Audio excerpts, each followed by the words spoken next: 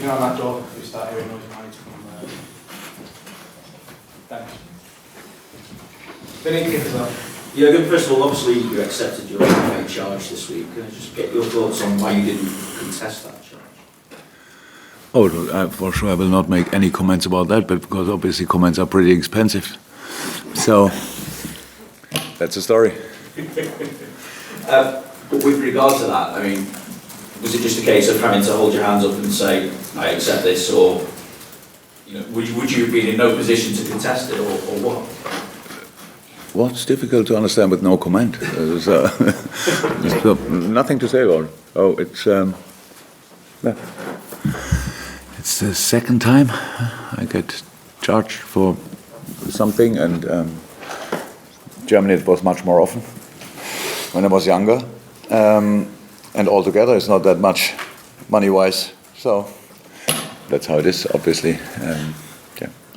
I will learn. No problem. Looking at Fabinho's performances at centre-half this season, and irrespective of whether you've got injury problems at the back, could you see him as someone switching to centre-half full-time, or is he someone who offers far too much from midfield to make that switch? Oh, it's brilliant to have him as an option for both positions. Obviously, I think his natural position is in midfield, but that he can play the centre half makes him an unbelievable valuable player for us. So that's how it is. We knew last year that we lose Emre Can, who is a similar profile, and so it was so important. It was always the plan that we have him for that as well. But with 4 centre halves we had, we didn't think that we have to use him there actually. But he can play the position. Obviously, that's really good. That helps us a lot, and we will see what happens in the future. But I think he's a midfielder, and we will use him most of the time in that position. Obviously, United fans want to try and stop you winning the league. Ole Gunnar Solskjaer replied maybe when asked if he'd prefer if Spurs were to win the league. So what does this game mean to you? A lot. It's the only game we have at the weekend, and it's against Manchester United. It's a big one, absolutely a big one, and we have to. We know that it's a difficult one as well. So they are in a good moment, really good moment. They are physically strong. They have. They defend well. They attack well. They have flexible aids. They have the 2 goals they scored against Chelsea. I saw the game, obviously, and Chelsea was not that bad, as everybody made them after the game. But United scored in perfect moments and scored 2 brilliant goals. So full of confidence, all that stuff. That's how they go in the moment. That's clear. So we will go there, and we will be as good as possible prepared and try everything to get a result there. That's the plan. And but you never know. It's how I said, with 2 strong teams will face each other, and so it's open until the final whistle, and that we try to use that time. How different to United side, Jurgen, is this from the one that you beat in December? Oh, the way they play is obviously different, but it's now everything what I could say or will say or could say now is people would, or probably you make a story of it, that it sounds like kind of disrespectful for Jose Mourinho, and there's no reason for that because he's an outstanding manager. But it looked like in the end that they had a difficult time together, and they found a solution for them, how they want to improve that situation, and that obviously worked out. So since all is there, pretty much everything changed. We see the Pogba, Man United signed a couple of years ago. Herrera is in outstanding shape. All the offensive players, they were all there, and they were all good before, but now they kind of are full of confidence and use all their potential. So that's a big difference, of course. And sometimes how it is, you need some changes. And in football, it's very often a manager that it helps. It helps not always, but sometimes it helps. In this case, obviously it helps. So it's a different side, obviously a different style, but still united. And so they have all different ways in their toolbox to get results. They can still defend deep and all that stuff. They have to sometimes, and they play high pressure in different moments. So all that stuff, it's all there. It's good. Bayern the other night, Manchester United this weekend and Everton after that, trying to stop your title charge. What is it like for you and the players being in the thick of this at the moment? There's Watford in the middle of the week as well, so we should not forget them. That's how it is. I don't think I'm not sure, but with Bayern for sure, it's nothing personal. It's they want to be as successful as possible. I think that's for Man United the same. If they have as a little plus that with 3 points against us we cannot be champion or whatever, I don't know if that is like that. If that's the case, it's a big game. Anyway, so it was always a big game and will always be a big game. So we always were looking forward to play there. Actually, it's a good atmosphere. It's very exciting. All the stuff around. A lot of talk before. Don't like that too much, but that's normal. And at the weekend then Everton, yeah. After Watford, which is typical enough. Everton, of course, they have their own situation. I don't think that they think too much about our title chances. They have to sort their own situation. That's how all of us have to do. And so I to be honest, I didn't think a second about Watford so far, and not a second about Everton, and didn't think anymore about Bayern since yesterday. So we play United, and that's tough enough. Michael? Yeah, again, there's a fantastic history to this fixture that goes back an awful long way. In terms of its importance to what it could mean for Liverpool between now and the end of the season, it could be a really massive game for you. Yes. So that's all true. I cannot write your stories, gentlemen. You have to write it by yourself, and we only prepare for a football game. So we have to prepare for a football game against a really good opponent, and that's it. So we cannot do more. I cannot go in a meeting with the players and tell them all about the history of the game and the influence. Yeah, of course, I'm a human being. Of course I know, and I'm interested in football. So I knew it before I came here. So there's no doubt about it. It's all good like it is. But we cannot make the game bigger only because in a decisive moment. We have to do anyway the best we can do, and if possible a little bit more. And that's what we need in that game because they are strong. But I know what you all have in your minds and stuff like that, that it's like maybe for us the worst moment to face Manchester United, for them it's the best moment to face us and stuff like that. It's all important. We all have to show that we are really ready for that game and, if possible, win it. And that's difficult, but it's possible and that's enough. We never have more chances before a game that you say, oh, it's already halfway done or something like that. It's so much talk always before football games, like it was before the Bayern game. And at the end, we have to play it. And afterwards, then Bayern was more happy about the result than we were and all that thing. For us, the job is really to be focused and concentrated on football. And so far, that worked pretty well out. We can do that, and we will do that again. But there's not a guarantee for any result, but for both teams. It's not that we go there and we are a weak opponent or whatever, and they think it's really the perfect moment, and Liverpool is weak here and weak there, and has a hole there, and big gaps on that side, and all that stuff. It's not like that. We are a pretty well organized football team with a lot of potential, and a lot of time we transform that in quality. And if you can do that again, then it will be a tough one for United as well. And you saw the Chelsea United game. It was so intense in the first 15-20 minutes, unbelievable. Both teams pressing everywhere and under pressure in all departments and in all areas of the pitch. So it's pretty likely there will be again like this. It's not likely that it will be two teams waiting for each other, making a mistake or whatever. We have to be lively there, and we will be. Great to have Virgil van Dijk back for a game of this nature. He was only missing for one match, but he's such an important figure for you. I'm sure you know about the Bill Shankly comment when he signed Ron Yates and called him Not sure. Colossus. No, I didn't know that. Well, he was a big central defender that Ron Yates was one of Shankly's first signings, and he called him a Colossus. And Liverpool fans are now saying, Virgil van Dijk is maybe the new Colossus. How important could he be for you in the fixture like this? Very, like he always is, but the most important thing was that we didn't miss him as much as, again, a lot of people expected us to miss him, because we defend as a unit. And so it makes life a bit easier for Virg, and in the other case for Fabinho as well, because before, in front of him, Hendo played an outstanding game. So that's how it is. If he would have been not as spot on as he was, then Fabinho would have struggled and Verge would have struggled in a couple of the last games.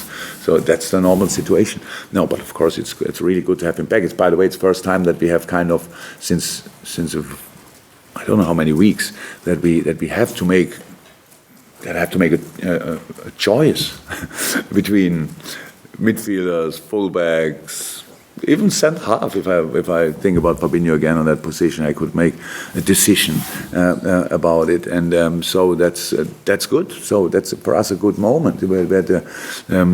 So far this week, obviously because of the Bayern game, it was only more or less it was a recovery, of course. But now we have 2 sessions to prepare the game, and that's good. That's for us different as well. So yeah, I'm really looking forward to it. But Dave, from PA, who's in Carlsbad.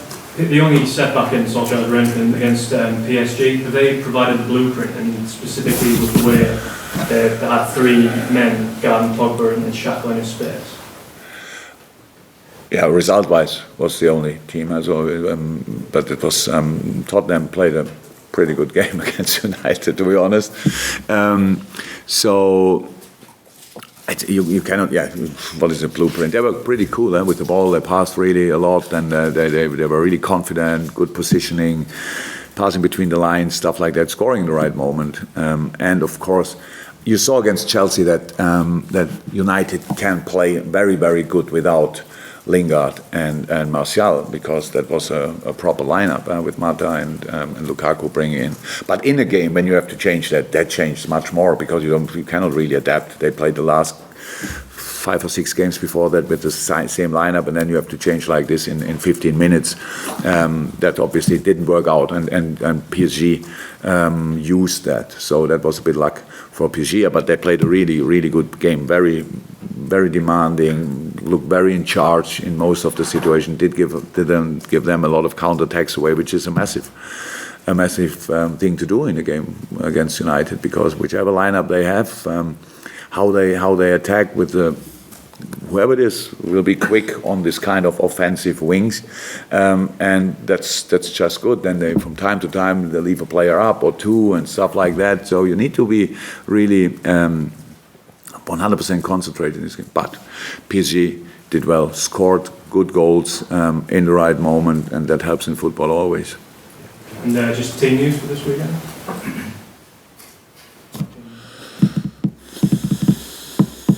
They are not in. Joe not in. I think pretty much all the rest is in training at least. I hope I didn't forget about Ian Brewster is still only little parts, Ox in bigger parts, but not ready to play. The rest should be trained and will train with us if there's a little bit of time. Usually now I get a message somebody's ill, so in the last 3 weeks, so I'm still a bit nervous about that, but until now I didn't hear anything. We'll go across the line, David. Yeah, you touched on the idea that it's basically the first time in a long time that you won't have to put a midfielder in defence if you don't want to. So how difficult is it going to be to sort of make that decision in central midfield and leave someone out, and you've all contributed quite well recently? Oh, Neil. It's not difficult, because we now have to make a decision about who starts. First time, the thing is we always had a good lineup to start. Our problem was how can we change then? So that's a problem, and maybe 1 or 2 players who are not 18 years old will not be in the squad. I don't know in a moment, but that could happen. And that's all good. We need that. We need to have influence from the bench, that we can change, bring on players who are fit, and not like Shaq now against Bayern having 1 session before that. But because of other things, we thought, okay, if we need him for 10-15 minutes, we can bring him at least. That's good. Now he has another 5 or 6 days in training, which helps always, and all these things. So that's what you need in that very decisive period of the season. That's the decisive period of the season, and we created a basis. We said it a lot, or I said it a lot. We have to use now, and for using the situation, you need the right number of players, because we have 3 games in a week. I don't think about the other 2 games, but I know that they will come, and so it's good. First time, and hopefully it stays like this. That we can make really changes in the game, in the lineups, and all that stuff. That's what you need. And how is that? This is today hopefully it stays like this. I say it now too often maybe, but it's the best moment for a couple of weeks. Nothing from Glenn. Now, nothing from you now. Just wait 1 second from Richard. No, and we'll finish with our last one and go live for 2 questions. Yes? Yes? Yes. Sorry. Hi. How, as a manager, how impressed are you with the job that Solskjaer has done in United in just 2 months? It's exactly 2 months since his first game today. I think that's probably the best record a manager ever had when he came in the season. I don't know. We always when we make start analyze, then it's always you get like the last 10 games or so, and winning is green. Was pretty green, to be honest. So they had a few good results since he's in. So I said it already. We are no magicians, and we cannot. But the potential this Man United team has is good. That was always clear. It didn't work out for different reasons, stuff like that. And he came in and obviously found exactly the right words. He did exactly the right in training. So he made his experience in Norway. Obviously, people are not directly involved in football think that's not a proper football management. It's like Norway, what do they are skiers and stuff like that. But you have to do all the things you need as a football manager with players who have not the same potential than the players they have here. So, and it's nice. I'm really happy for him that he got the opportunity and to show his quality and his doing, obviously. And it's not the best news for us, obviously, but it's like this. It's for all Man United fans. It's obviously brilliant. They bring in and have all the things Sir Alex Ferguson stood for, and. Because he was experienced, obviously, big time of Sir Alex Ferguson's time at Manchester.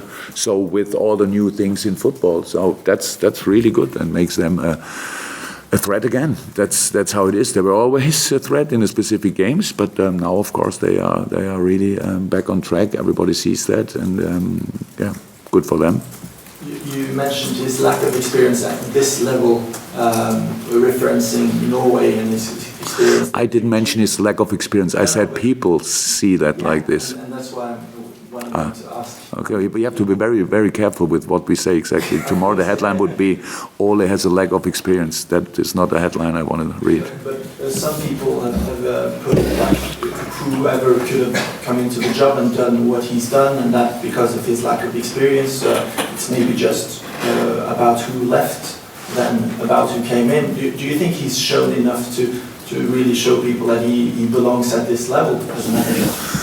Of course, clear. That's how it is. We all needed luck in our life, in our managerial career. So when I went from Mainz to Dortmund, people said I have no international experience. That was true. But it's not something you can buy or whatever. You have to make it.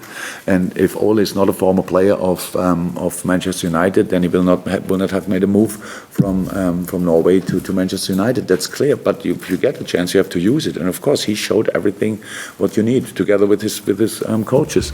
So they made a few smart decisions there. That's how it is. And it worked out. Could have worked. Because of different things, you scored this goal not and concede here a goal, then it goes in the other direction. But he has the quality and he had the luck in the right moment, and now he's in charge, and there's no doubt about that. That he will be there for that he will be the manager next year as well. That's clear. Can you imagine one situation when they say we bring in another manager, and the new manager will lose one game, and then that's of course not possible. So he deserves that 100%. He made everything what you have to make to be successful with them. But so I think now we spoke enough. Yeah, of course. So you're sure he's going to be the permanent manager? I think I said that. Thank you. Thank you very much. Thanks.